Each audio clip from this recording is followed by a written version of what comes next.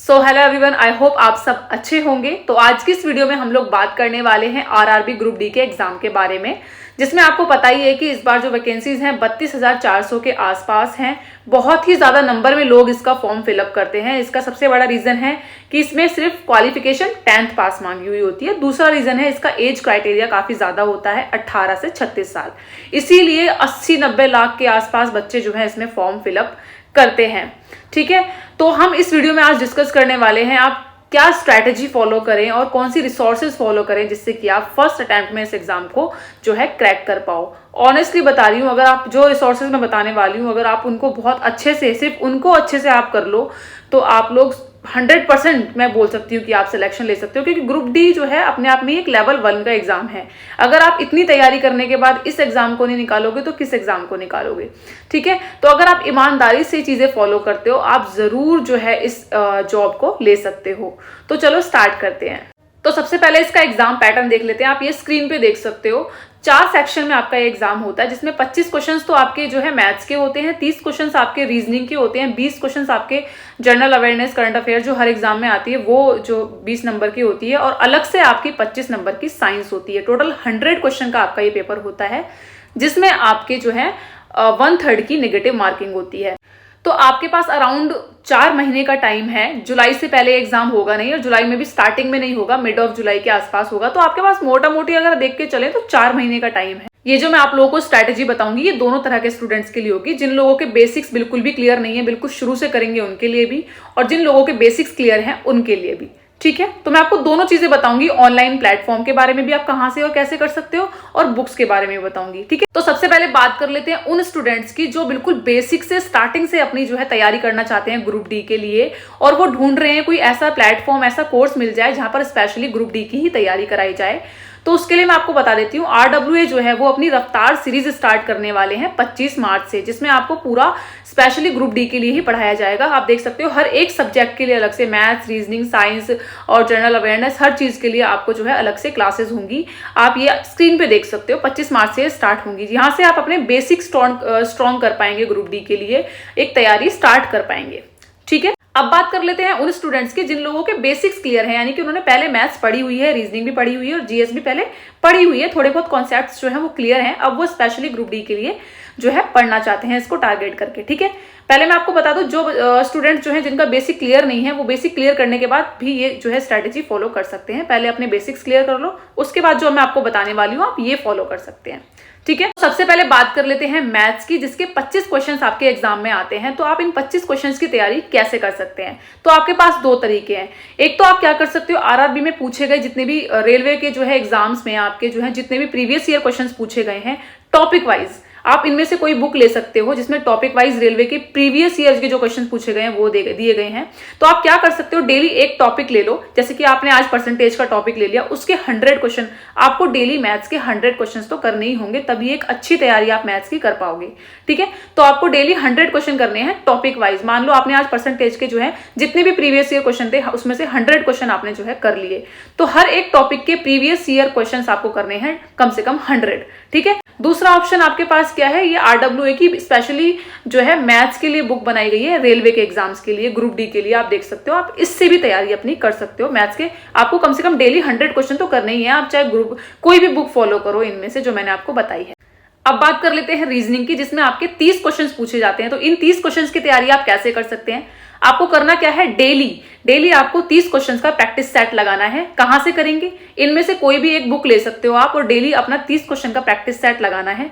अब से लेके एग्जाम तक आपको डेली 30 क्वेश्चन का प्रैक्टिस सेट कंटिन्यू रखना है, अगर आपको पूरे 30 में से 30 क्वेश्चन अटेम्प्ट करने हैं एग्जाम में। तो आप क्या कर सकते हो, जरूरी नहीं है कि डेली करो, एक दिन छोड़ के एक दिन भी लगा सकते हो, कोई प्रॉब्लम नहीं है। प्रैक्टिस सेट लगाने के बाद आपको एनालिसिस करना है कि आपके कौन से टॉपिक से जो है आपके जो है नंबर कट रहे हैं, या कौन से टॉपिक के क्वेश्चंस आपके गलत हो रहे हैं। जिस टॉपिक के क्वेश्चन आपके गलत हो रहे हैं उनमें से एक टॉपिक उठाओ, और जो आप एक स्किप कर रहे हो, जैसे आपने आज प्रैक्टिस सेट लगाया, अगले दिन जो आप छोड़ोगे उस दिन आप उस टॉपिक को क्लियर कर लेना।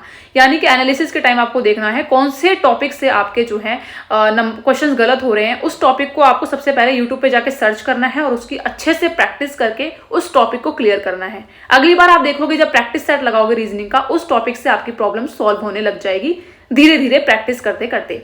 ठीक है, इस तरीके से आपको अपनी रीजनिंग की तैयारी को लेते हुए चलना है। और जब आपका एग्जाम आने वाला होगा आप खुद देखोगे कि आपकी बहुत अच्छी तैयारी हो चुकी होगी रीजनिंग की 30 क्वेश्चंस की। ठीक है, अब बात कर लेते हैं general awareness plus current affairs की, जो टोटल मिला के आपका 20 क्वेश्चंस जो है जिसके आते हैं। ठीक है, देखो आपको पता है कि जनरल अवेयरनेस इतना ज्यादा बड़ा है, आप कितना भी पढ़ लो कहां से क्वेश्चंस आ जाए कुछ नहीं पता। ये स्कोरिंग सब्जेक्ट नहीं है, बट हमें फिर भी इतनी चीजें पढ़ के चलनी है कि हम जो है ठीक से अच्छा स्कोर कर पाए कम से कम। ठीक है, तो हमें लिमिटेड चीजें पढ़नी है, यहाँ पर बहुत ज्यादा नहीं पढ़ना है। सबसे ज्यादा जो टाइम हमें देना है वो हमें स्कोरिंग सब्जेक्ट को देना है। ठीक है, जैसे मैथ्स रीजनिंग हो गया आपका, और अभी मैं जो आगे आपको बताऊंगी उस सब्जेक्ट को आपको टाइम देना है। पर जनरल अवेयरनेस में आपको सिर्फ जो चीजें करनी है मैं आपको बता देती हूँ। ठीक है, अगर आप लोगों के बेसिक्स क्लियर हैं तो आपको क्या करना है, आप ये नवीन सर की नायक सीरीज कर सकते हो। ठीक है, और साथ ही आप मंथली करंट अफेयर्स करना शुरू कर दो। मंथली करंट अफेयर करते रहो, टॉपिक वाइज करंट अफेयर्स करते रहो, जितना भी जिस हिसाब से आपको टाइम लगता है आप करते रहो। और आप जो है नायक सीरीज की एक एक सेट जो है वो करते रहो। आपकी जो है जनरल अवेयरनेस धीरे धीरे अच्छी होती चली जाएगी और करंट अफेयर्स भी। तो 20 नंबर की तैयारी आपकी कहीं ना कहीं एग्जाम तक आते आते, जब एग्जाम आने वाला होगा उससे 1 महीने पहले मैं आपको बता दूंगी कि क्या और इंपॉर्टेंट चीजें आपको जनरल अवेयरनेस के लिए पढ़नी चाहिए। बट अभी फिलहाल के लिए आप एक नायक सीरीज कर लो और मंथली करंट अफेयर्स करना शुरू कर दो, इतना काफी है। अब बात कर लेते हैं मोस्ट इंपॉर्टेंट सेक्शन की, जनरल साइंस। साइंस से आपका जो है 25 क्वेश्चंस पूछे जाते हैं सिर्फ जनरल साइंस से। तो इसके लिए आपको पर्टिकुलरली ज्यादा मेहनत करनी है और ज्यादा टाइम देना है, क्योंकि यही आपका जो है कंपटीशन बनना स्टार्ट होगा।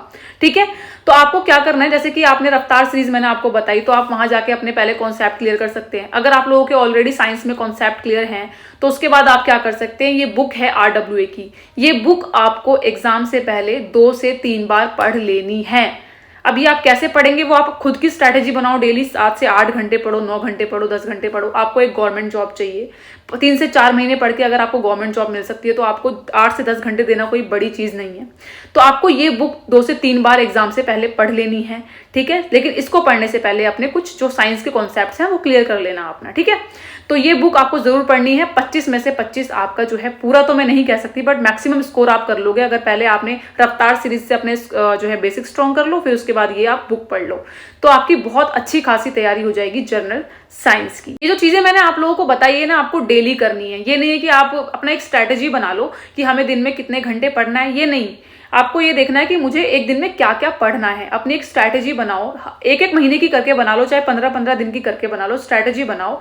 और एग्जाम से पहले इन सब चीजों को, खासकर GS का जो पोर्शन है आपका जनरल साइंस का और जनरल अवेयरनेस का, इनको ज्यादा से ज्यादा बार आपको रिवाइज करनी है। चीजें जितनी मैंने आपको बताई, अगर ये सिर्फ चीजें आपने एग्जाम तक याद रख ली, दिमाग में रख ली, जिसके लिए आपको बार बार रिवाइज करना पड़ेगा, रिविजन करनी पड़ेगी, तो इनमें से आपके बहुत ज्यादा क्वेश्चंस आपको एग्जाम में देखने को मिलेंगे और एक अच्छा स्कोर आप कर पाओगे होपफुली। ठीक है, लेकिन ईमानदारी के साथ आपको ये चीजें फॉलो करनी है एग्जाम तक। ये नहीं कि आज आपने 7-8 घंटे पढ़ाई कर ली और अगले दिन फिर स्किप कर दिया। आपको डेली करना होगा ये सारी चीजें जो मैंने आपको बताई हैं। ऐसा नहीं है एक दिन कर लिया, एक दिन छोड़ दिया, एक दिन कर लिया, एक दिन छोड़ दिया। डेली करोगे तभी आपको जो है, आप जो है एग्जाम में अच्छा स्कोर कर पाओगे। बट मैं इस चीज की श्योरिटी दे सकती हूँ, अगर आपने ईमानदारी से ये सब चीजें फॉलो कर ली तो आप जरूर ये जॉब ले पाओगे। आई होप ये वीडियो आप लोगों के लिए यूजफुल रही होगी। Thank you so much everyone.